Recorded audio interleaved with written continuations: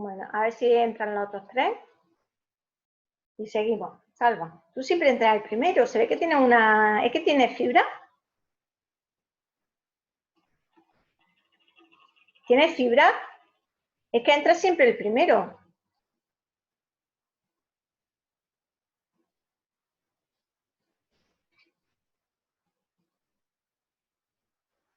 Esperamos a Lidia y a Carmen. Entró primero porque Dios, Alá o quien sea ha querido. Me encanta. Bueno, a ver si entra Lidia y si no, seguimos nosotros. Van entrando poco a poco. Y solo falta, creo que solo falta una persona. Estábamos 5. Sí.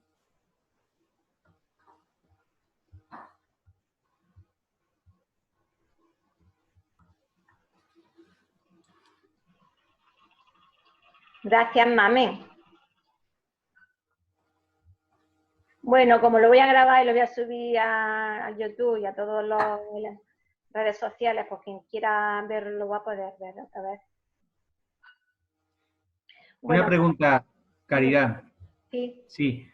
Todas estas sesiones que estamos dando por la mañana, ¿la podemos volver a ver cada Sí, uno? claro, sí la estoy subiendo al Facebook, los vídeos. Ya, pero sí, que son vídeos que están en YouTube o Sí, no sé si solamente los vídeos, también van la ficha, los PDF también. Solo los vídeos, pero los PDF yo te los mando, eso no hay problema. Si tú los quieres todos, yo te los mando todos. Tú me mandas un correo, Salva, y me dices, mándame los PDF de todos los días o de estos días en concreto y yo te los mando. Muy bien. ¿Vale? Sin problema. Fantástico. Aquí hay que compartir el conocimiento, que para eso está. Pero no hay que ser tan bueno como has dicho antes. No, hay que Tienes que saber pensar decir que no. primero en ti, ¿no? Exacto, hay que saber decir que no. Bueno, venga, vamos a seguir. Pues eso, hay que saber delegar, hay cosas... yo me pongo como de ejemplo. Yo le hacía todo a los usuarios. ¿Qué pasaba? Que echaba horas y horas y horas y horas de trabajo y tareas que no tenía por qué hacer yo, porque rellenar un formulario donde tengan que poner sus datos, su apellido y sus datos de contacto era una cosa que podían hacer ellos. Y de hecho ya sabéis vosotros que cuando llegáis allá a la oficina lo que hago es que os pongáis al lado o pongo incluso enfrente del ordenador para que vosotros vayáis haciendo cosas que podéis hacer vosotros y mientras tanto yo me puedo ocupar de otra tarea. En cambio, antes no lo hacía y cada vez más delego todo aquello que está en manos de los usuarios. ¿Por qué? Porque así me da mi tiempo de seguir creciendo o aprendiendo o poder abarcar a más usuarios. La multitarea. La multitarea, yo era muy asidua a la multitarea antes de aplicar todas las técnicas de gestión del tiempo. Es decir, estaba haciendo cualquier plan de empresa en el ordenador, cogiendo el teléfono, estaba comiendo, en fin, un montón de cosas. ¿Qué pasa con la multitarea? Que no estás concentrada en ninguna y además coge un nivel de energía, te absorbe un nivel de energía impresionante, que va a hacer que te agotes de forma inmediata. Con lo cual, para ser más eficaces y más eficientes en las tareas que tenemos que hacer, sobre todo si estamos en la matriz, en la parte 1, que es lo importante y lo urgente, que lo tenemos que hacer ya, y que eso nos va a permitir estar muy tranquilos a lo largo del día. Pues ahí tenemos que estar totalmente concentrados. Concentrados quiere decir sin interrupciones, sin redes sociales, los teléfonos apagados, totalmente concentrados. La mala comunicación. ¿Qué pasa con los WhatsApp hoy en día sobre todo? Que a veces cada uno interpreta las tareas de una forma diferente. Yo me acuerdo cuando trabajaba en banca que yo suelo ser muy independiente, muy autónoma, es decir, de aprender las cosas por mí misma. Y yo me acuerdo cuando estaba trabajando en que estaba haciendo un análisis de riesgo de una empresa, pues yo no pedía ayuda a nada. Yo investigaba en libros, porque antiguamente no existía tanto el internet, empezaba a pedir documentación a la empresa, empezaba yo a darle a la creatividad y hacía yo el informe según mis criterios. ¿Qué pasaba cuando llegaba la comisión de crédito? Pues que hacía cosas que no debería haber hecho. Y me decía el director, ¿pero por qué ha hecho esto? Y yo le decía, es que yo pensaba, y me decía, que no pienses tanto, que las cosas tienen un procedimiento y no son lo que tú crees que es. Es decir, que a veces el no pedir instrucciones o no pedir que se aclare una tarea o una acción va a provocar que la tengamos que hacer de nuevo, es decir, que gastemos el doble de tiempo en hacer esa tarea. Con lo cual, antes de ponernos a hacer una tarea que no sea iniciativa nuestra, tenemos que tener claro cuál es la perspectiva de la persona que nos lo ha recomendado. Con lo cual, ahí tiene que haber un feedback antes de iniciar esa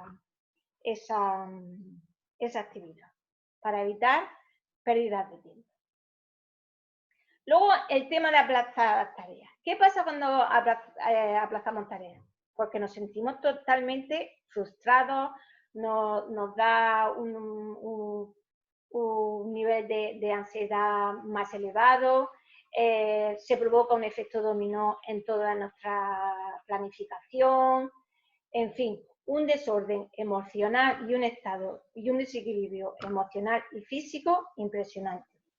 Todo eso va a conllevar una pérdida de energía y, por lo tanto, una pérdida de tiempo. Las visitas inesperadas, es decir, las interrupciones.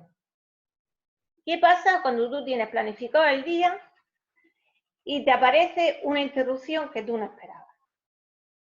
Pues está demostrado que las interrupciones te van a provocar a ti 15 minutos para recuperar otra vez la tarea que estabas haciendo cuando te interrumpen o bien por teléfono o bien llegan a tu puerta y te toca y entras sin avisar. Entonces, ¿qué tenemos que hacer en estas ocasiones? Que son interrupciones que tú no tenías planificadas ni nadie te ha avisado anteriormente para que tú pudieras planificar. Pues tienes que pedir disculpas, decir que estás ocupado porque realmente tú estás ocupado y además encima si es a primera hora de la mañana que estás haciendo esas cosas importantes e urgentes y que tienes que hacerlas sí o sí. Y normalmente cuando una persona externa te interrumpe sin haberte avisado, es por su falta de planificación y por su falta de gestión del tiempo. Y eso tenemos que gestionar para que a ti no te afecte de forma negativa.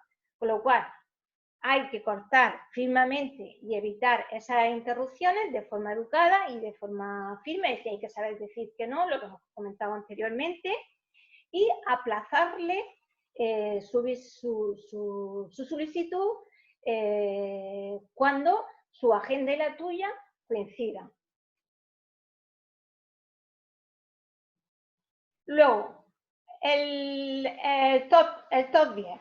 El top 10 es las redes sociales. Bueno, aquí tengo un mapa mental de cómo gestionar el tiempo en la época en el siglo XXI, ¿vale? ¿Qué es lo que tenemos que hacer con las redes sociales? Es decir, las redes sociales no se abren por la mañana, lo primero que se hace por la mañana es hacer un poquito de deporte, desayunar, hacer las cosas importantes y las cosas urgentes. Y las redes sociales se abren cuando, al no ser que sea una tarea que tienes que hacer, que sea urgente e importante, no se abren hasta que no estemos en nuestro tiempo de ocio y de cuando en la parte que estamos en las tareas que no son ni importantes ni urgentes. Este mapa mental está muy bien que lo pongáis en la pared, frente de vuestro despacho, para recordar cómo tenéis que proceder con el tema de los ladrones del tiempo en el siglo XXI. Por otro lado, están las reuniones. Pongamos el caso que yo tengo planificadas 3 citas previas una mañana. Y tengo una cita a las 11 y tengo otra cita a las 12. Si yo no he planificado bien la cita de las 10, ¿qué va a pasar? Que va a venir el de las 11 y no voy a estar disponible, con lo cual ya no estoy dando un servicio de calidad, ni de excelencia, ni de puntualidad. Entonces, con las reuniones tenemos que tener mucho también cuidado, porque también son ladrones del tiempo. Con lo cual, las reuniones hay que planificarlas y no salirnos del orden del día de esa reunión. Os pongo un ejemplo. Si a mí me dice un autónomo, es una persona que viene a darse de alta y yo calculo que darse de alta, si no tengo problemas informáticos, voy a tardar media hora y le doy media hora de tiempo, lo que no puede hacer ese usuario pedirme que le haga un plan de empresa también en ese momento. ¿Por qué? Porque ya estoy desordenando mi planificación. Con lo cual, en las reuniones también hay que dejar claro el orden del día e intentar no salirse de ese orden del día, porque si no va a hacer efecto dominó en nuestra planificación y ya sabemos lo que eso provoca, la ansiedad y el estrés que provoca el romper nuestra planificación. Bueno, aquí pongo unos tips de las recomendaciones que hay que hacer cuando tenemos una reunión. Por ejemplo, rezar en público y criticar en privado, esta me encanta.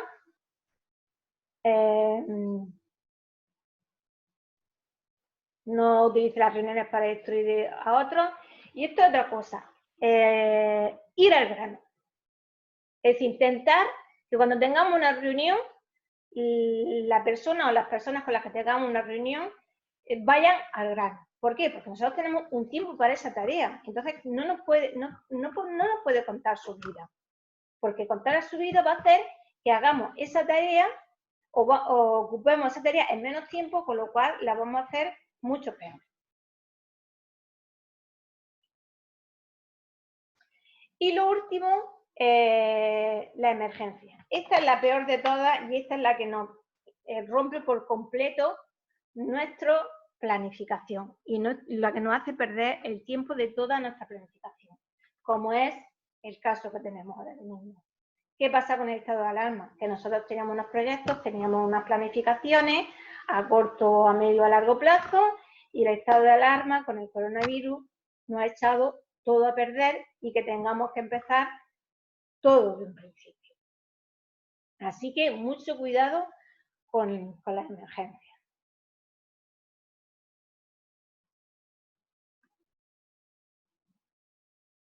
Bueno, llegado a este punto, ya no hay más excusas. Es decir, cuando nosotros nos pongamos, tengamos ya claro a dónde queremos ir, cuál es nuestro objetivo, hemos dicho que tenemos que planificarlo. Esa planificación tenemos que darle unas acciones, unos objetivos cuantificables, reales, etcétera, etcétera, etcétera. Y ya, una vez que tenemos todo planificado, nos tenemos que poner a la acción. ¿Qué significa ponernos a la acción? Pues si no estamos acostumbrados a tener disciplina, como he comentado antes, de lo grande pasamos a pequeño. ¿Qué quiere decir eso? Es que si yo me pongo como meta leer todos los días media hora, pues al principio me pongo una meta mucho más pequeñita, es decir, 5 minutos. No voy a empezar a leerme un libro o a leerme 30 páginas diarias desde 0 a 30. Con lo cual, nos tenemos que poner y comprometernos con nosotros mismos de ese reto. ¿Cómo convertimos un objetivo en un hábito? Sabemos que los hábitos son esfuerzos son actividades que hacemos pero que no, el cerebro no siente ningún esfuerzo, es decir, que lo hacemos ya de forma automática. Muchas veces hacemos cosas y nos paramos a pensar de decir, ¿y qué hago yo aquí? ¿Y qué estoy haciendo yo aquí? Y es porque automáticamente tu cerebro va y lo hace. Bien por la hora en la que lo estás haciendo, bien por en el sitio que tú estás haciendo, que en ese sitio. Yo me acuerdo que cuando terminé la carrera, pues iba 2 veces a Granada, desde Huercalovera a Granada, iba los martes y los sábados, todas las semanas. Y claro, yo me sabía el camino de Huercalovera a Granada, de forma automática. ¿Qué pasó cuando me fui a vivir a Almería? Que ya tenía que ir de Almería a Granada. ¿Qué me ocurría cuando venía de vuelta? Cuando ya estaba en Almería, pues que cuando llegaba al cruce de Guadix, en vez de tirar para Almería, tiraba para Huercalovera. Y cuando llevaba ya 20 kilómetros, me daba cuenta de que me había pasado. Con lo cual, ¿qué es lo que ocurre? Que el cerebro es así. Cuando realiza muchas veces la misma tarea, ya la hace sin tener que pensar y sin ningún esfuerzo. Con lo cual, cuando queramos empezar un hábito, tenemos que empezarlo de pequeño a grande y hacerlo como mínimo 100 días seguidos.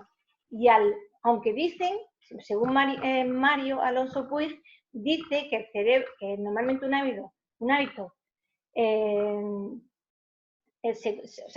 una tarea se convierte en hábito a los 21 días, porque 21 días es lo que las neuronas tardan en hacer toda la sinapsis en todo el cerebro, lo que tarda en recorrer todo el cerebro una neurona, tarda 21 días.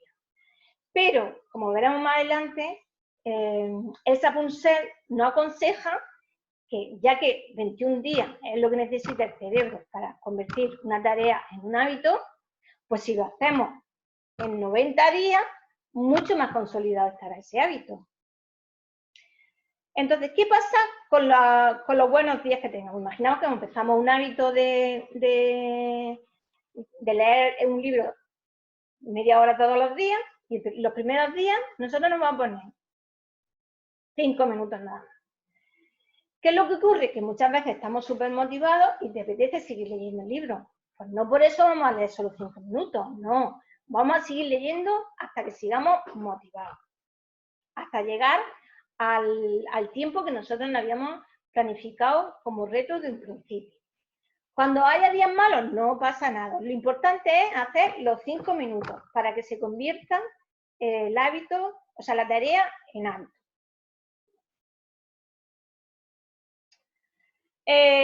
Bueno, para eso se necesita, obviamente, disciplina.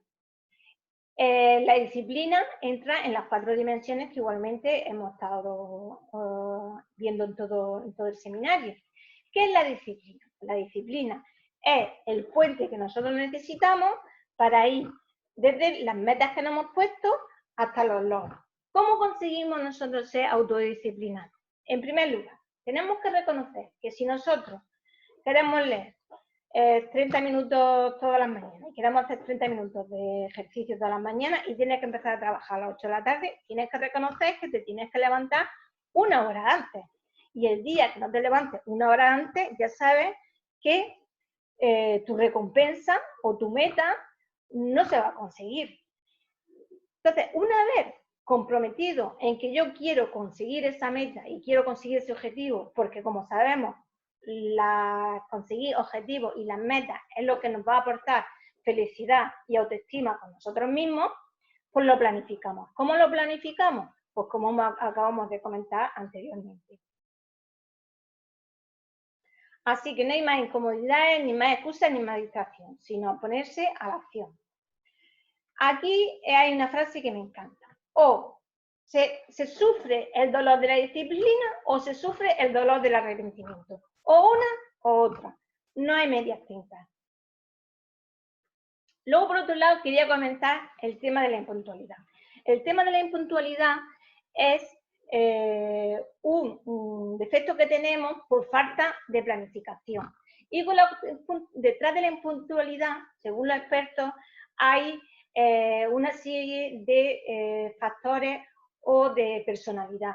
Es decir, se supone que somos personas muy desordenadas, que tenemos miedo escondidos, una serie de emociones negativas que nos provocan a ese tipo de impuntualidad. Entonces, la impuntualidad no es una falta de tiempo, porque tiempo tenemos para lo que nosotros queremos. Es una falta de respeto a la persona o a la empresa o con quien hayas quedado para esa reunión. Entonces, el hábito es el mejor de los siguientes o el peor de los ambos. Así que elijamos.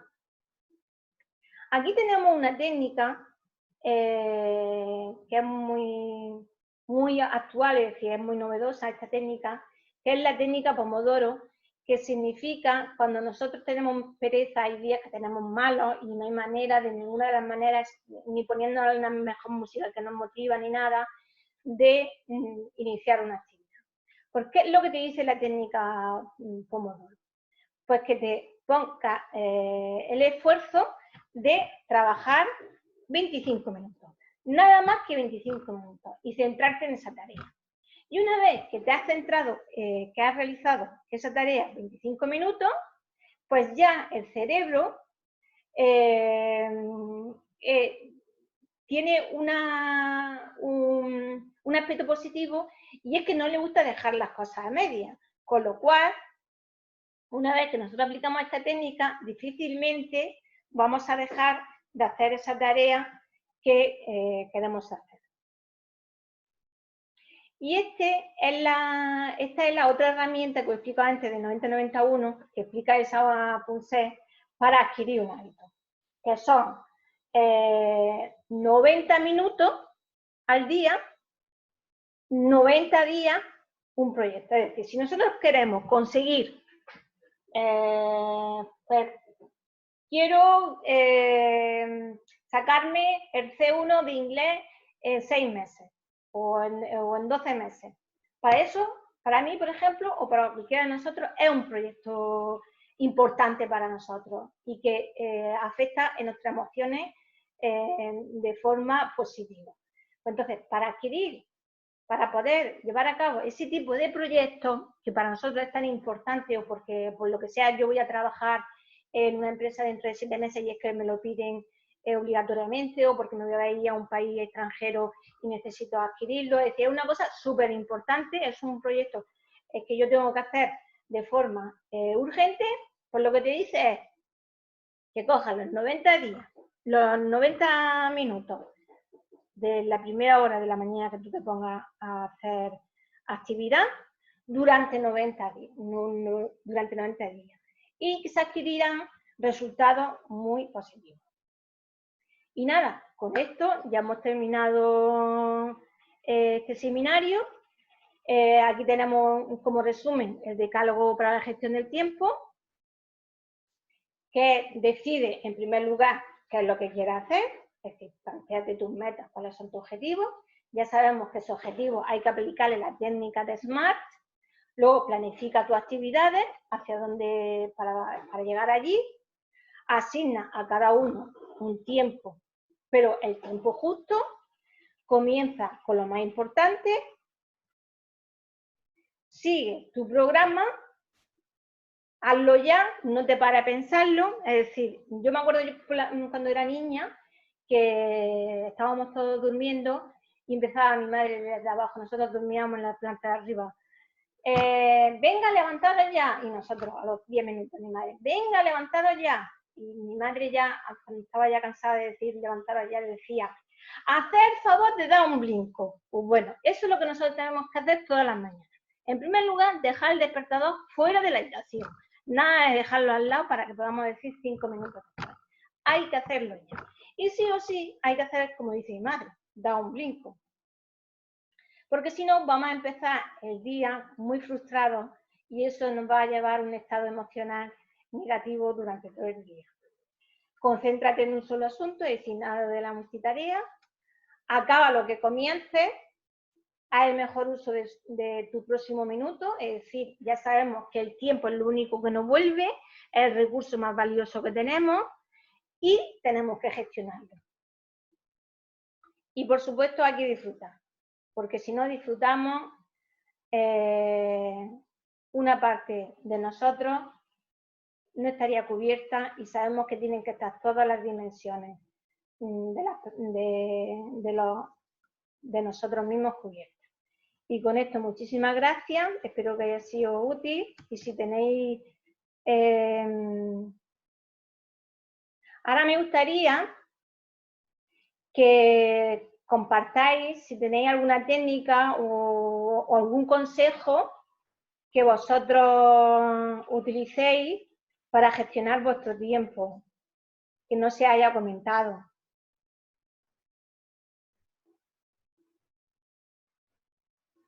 Os voy a quitar el audio. ¿Podéis poner los audios?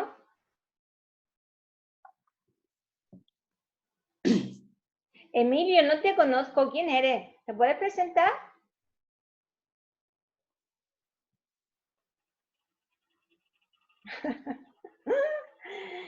Vale.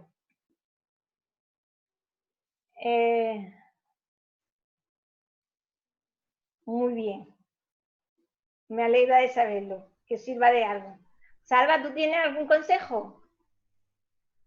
Consejo no, simplemente, bueno, consejo, asistir a tiempo cuando tú das esas conferencias y esos webinars, la verdad que son bastante interesantes.